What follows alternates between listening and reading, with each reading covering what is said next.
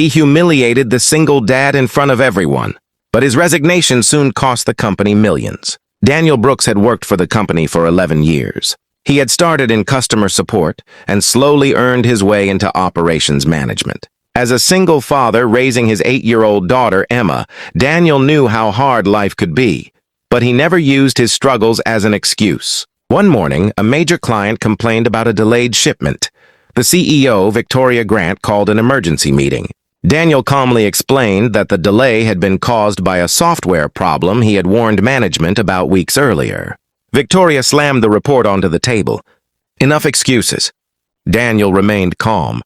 I'm not making excuses, I'm explaining what happened. Victoria looked around the room. Then maybe you should find a job you can actually handle. Everyone became silent. Daniel stared at her. She continued. Perhaps your responsibilities at home are distracting you from your responsibilities here. Daniel's face tightened. My daughter has never caused me to miss a deadline. Victoria shrugged. Then maybe you're simply not good enough anymore. Daniel closed his notebook. Understood. He stood, thanked everyone for their time, and walked out. That evening, Daniel sat at his kitchen table staring at his resignation letter. Emma noticed his expression. Dad, are you okay? Daniel smiled. I will be. The next morning, he placed the letter on Victoria's desk. She barely looked at it. Fine, we'll replace you. Daniel nodded. I hope you do. Within days, problems started appearing. A major client called asking for Daniel. Another client wanted to speak with him personally. Several employees discovered that Daniel had created backup systems nobody else knew how to operate. He had maintained relationships with suppliers, solved emergencies quietly, and kept detailed records that weren't included in the company's official manuals. The company had assumed he was simply another manager. They quickly discovered he wasn't. Within 2 weeks, millions of dollars in contracts were at risk. Victoria demanded an explanation. Why is everything falling apart? Her operations director answered carefully. Because Daniel was holding together more of the business than we realized. Victoria shook her head. He was one employee. The director looked at her. He was the employee everyone trusted. Meanwhile, Daniel wasn't sitting at home feeling sorry for himself. He started a small consulting business from his home. His first client was one of the companies that had previously worked with him. Then another contacted him. Soon, several former co-workers joined his growing team because they trusted his leadership. Daniel's company began solving the same problems his former employer had ignored. Months later, Victoria received a request for a major business meeting. When she entered the conference room, Daniel was sitting across the table. She froze. You? Daniel smiled politely. Hello, Victoria. She looked at the documents. The contract on the table was worth several $1 million. You built this company? Daniel nodded.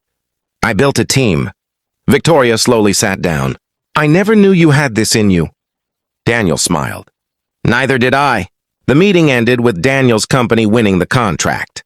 Outside the room, Victoria stopped him. Daniel. He turned. I owe you an apology. He waited. I humiliated you in front of your co-workers. I judged you because you're a single father. And I assumed your family responsibilities made you less valuable. Daniel looked at her quietly. That was the part that hurt most. Victoria lowered her eyes. I'm sorry. Daniel nodded. I hope you learned something. I did. What? She looked at him. Never measure a person's value by their position. Daniel smiled. That's a good lesson.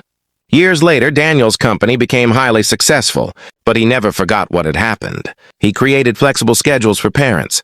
He encouraged employees to attend their children's school events. He made sure managers never humiliated workers in front of others. And whenever someone made a mistake, Daniel remembered how he had once been treated. Emma eventually asked him why he cared so much about treating employees kindly.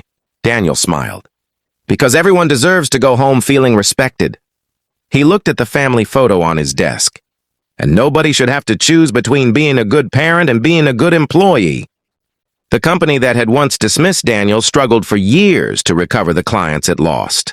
Daniel's company, meanwhile, continued growing. But his greatest achievement wasn't the money. It was building a workplace where people felt valued. Daniel had walked away from humiliation with nothing but a resignation letter. He returned years later with something far more powerful.